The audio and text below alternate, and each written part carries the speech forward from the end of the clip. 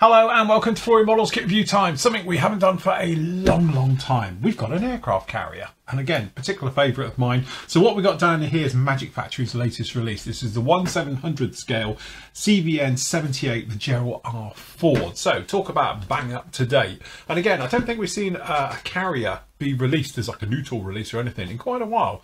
So definitely something to look at. So anyway, as you can see, down on the box, just about fits in my camera, you can see, very nice. So your kit number for this one is 6401. All right, as you can see, so very modern. Let's face it, the Gerald R Ford is the latest one. So we've got F-35s on there, we've got drones, we've got Hawkeyes, Seahawks, and Superbugs as well. So everything you can imagine. As you can see, down on the box, we've got some various bits of info down in here as well. So the aircraft have got, obviously, with the elevators can be done, well detailed for the newest one. So it's actually designed around the 2023, obviously, thing. You can do it as a waterline or as a full hull, which is a nice one. You've got jet blast deflector doors, can be done in open or close, which is really nice. And obviously said before, it comes with obviously F-35s and MQ-25s as well, with the Stingray for the drones for aerial refueling. And obviously it's got squadrons as well for multiple aircraft. So that's what you're going to be getting. So good off the bat, a little bit of information, got QR codes down in there if you want to zap them.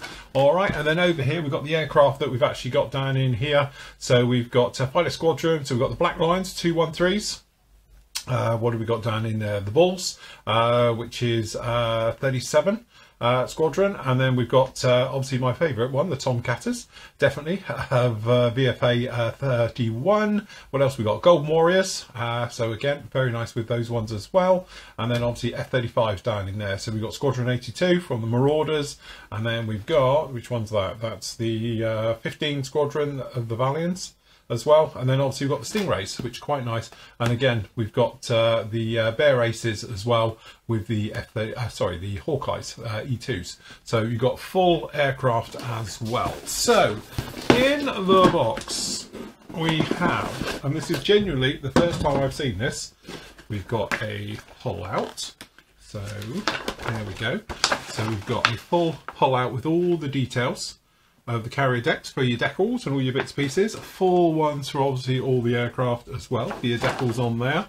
And then obviously we've got decal placements down in here as well, and your colour callouts, which is really nice. So colour callouts, you've got just obviously what they call it. We've got real colour, we've got Tamiya, and we've got Mr. Colour as well. So very nice with those. So we've got those. Oh wow, okay, so wasn't expecting this.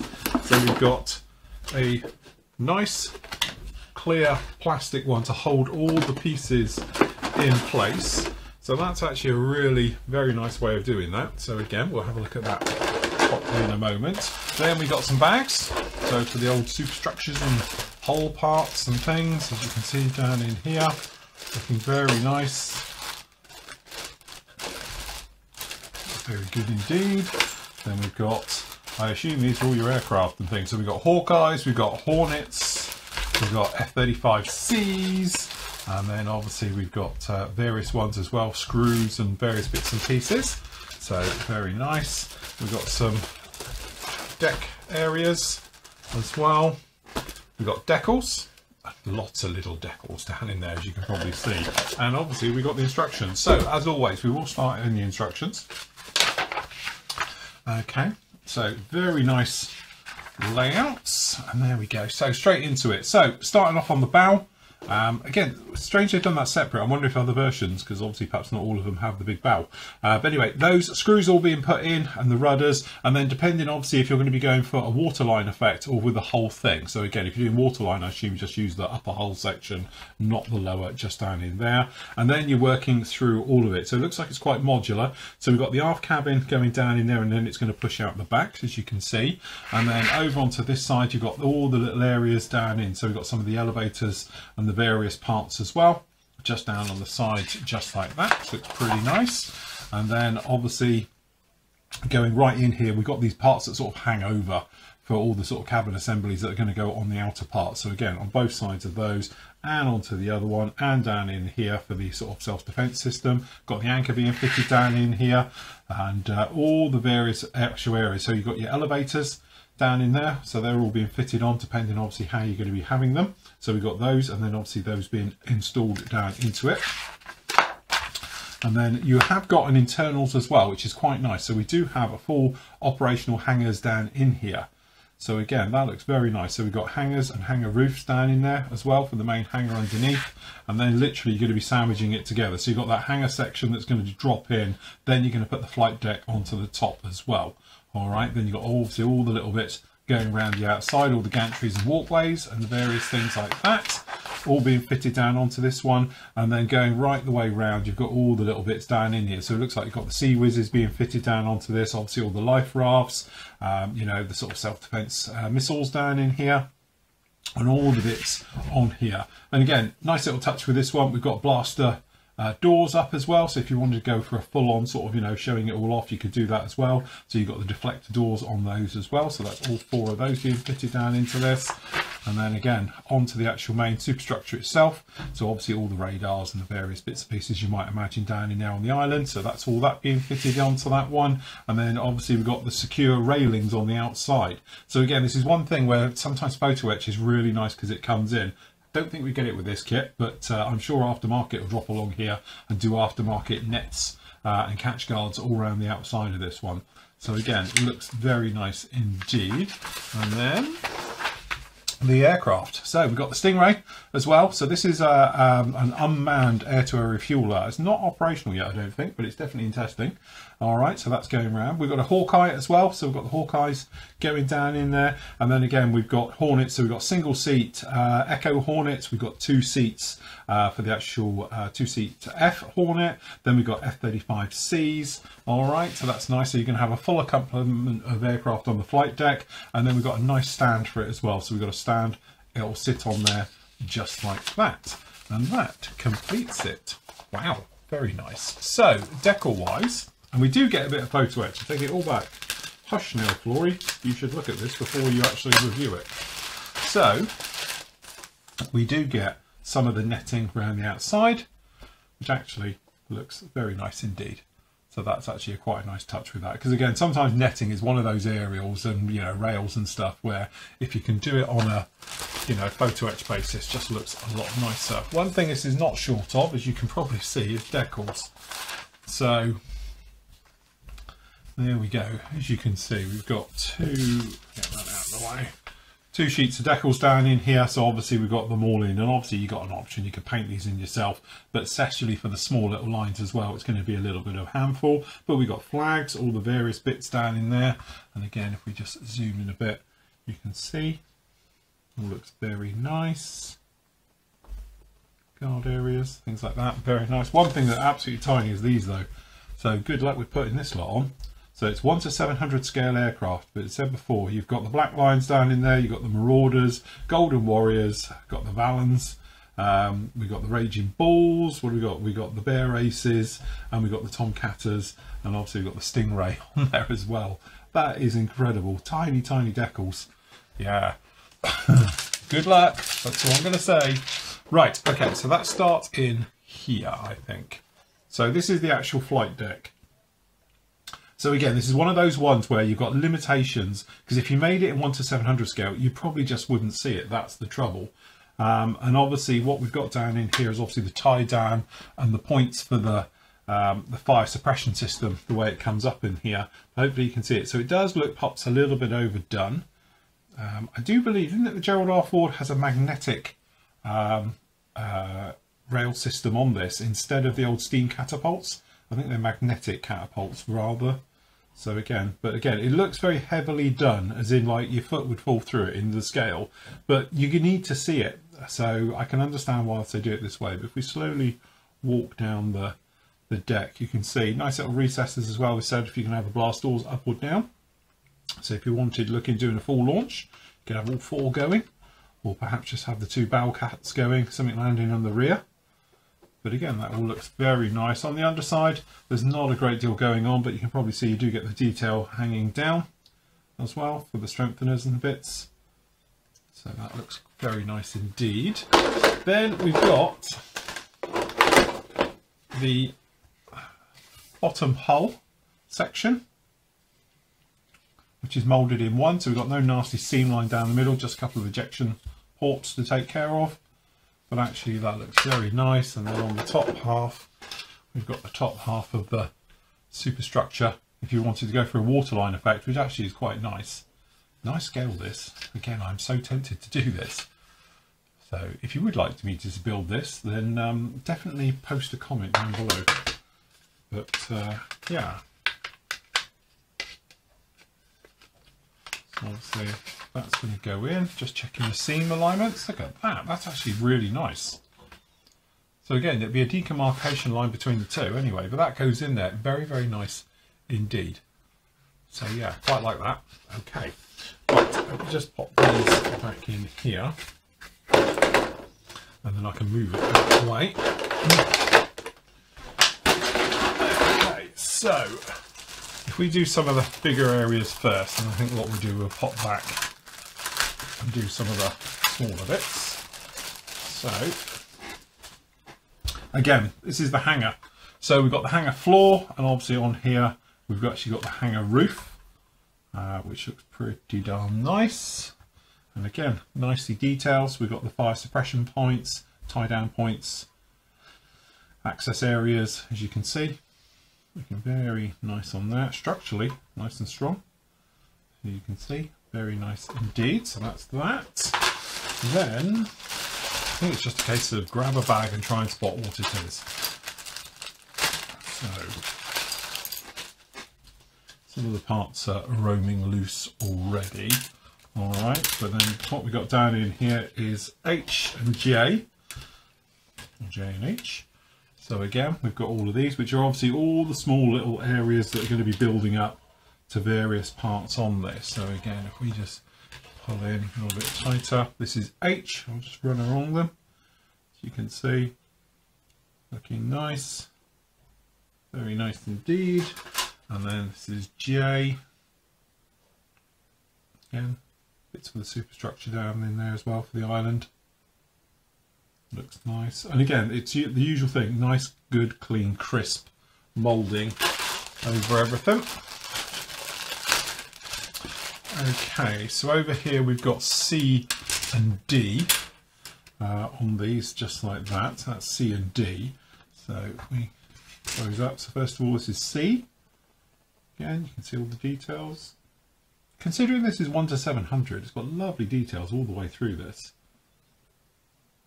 That's very nice indeed.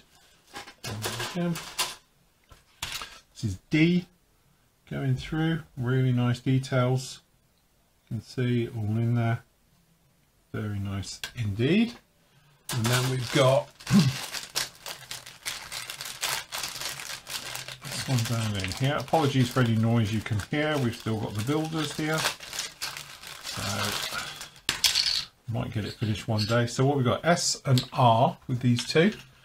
So again, various ones down in here, but again, interestingly, as you can see, lovely detail. You'll see the ladders in there and all the parts. That's all very nice. And again, various bits looking all good. And we've got again on R, more of the superstructure area, I do believe. We do aircraft last, I think. And then what we've got just down in here, we've got the various, what we got? So we've got B and E. So we've got B and E down in here like that. So again, looks like elevators and things. So if we start with B, as you can see, we've got the side doors. Looks like they're only, maybe you can close them up. Yes, you can close them up. So we've got open and closed as well with both of these, which is a nice touch. And again, we've got the elevators down in here and the bottoms of the elevators right the way through with all the different tie downs and markings on them, just like that. So that's very nice. Then we've got the bow of the ship over here on E, and obviously more of the stand area, I do believe. So this is the parts of the stand, which again is quite nice. It's bolted and it looks big and heavy, as you'd sort of need for holding a ship of this size. And again, we've got the valves down in front here. Good solid construction. Okay, so this looks like it's sort of underside of the flight deck. areas and the catwalks and various ones. So here we've got G and F. You can see them just down in here. So we've got both of those. So again, you can see nice details right the way on these. It's going to look good. Very nice, very cool. What I like about this, it's not overcomplicated. It's pretty, looks quite straightforward. I say that tongue in cheek, it'll probably come back and bite me. But there we go. So these are the catwalk areas going around the side of the carrier, the various bits, some of the rails. But there's lovely detail on the underside as well for all the strengthening various things as it would have as well. So it's not just literally showing on the top. Okay, so over here, just before we move into the air wing, we've got match pair. So we've got the screws, we've got 2 Qs. So as you can see, we've got the screws down the back here, all the various parts looking very nice. We've even got a little rib down in here, C-Wiz down in this one. So yeah, very nice indeed. Got 2 lots of those. Just pop that one in there. Okay, the air wing. Where should we start? Let's start with the Hawkeye. 1 to 700 scale one. So it looks like we get 3 Hawkeyes, as you can see. Do you know what? That's very, very nicely done. I'm not sure about the props, but at this scale, who knows?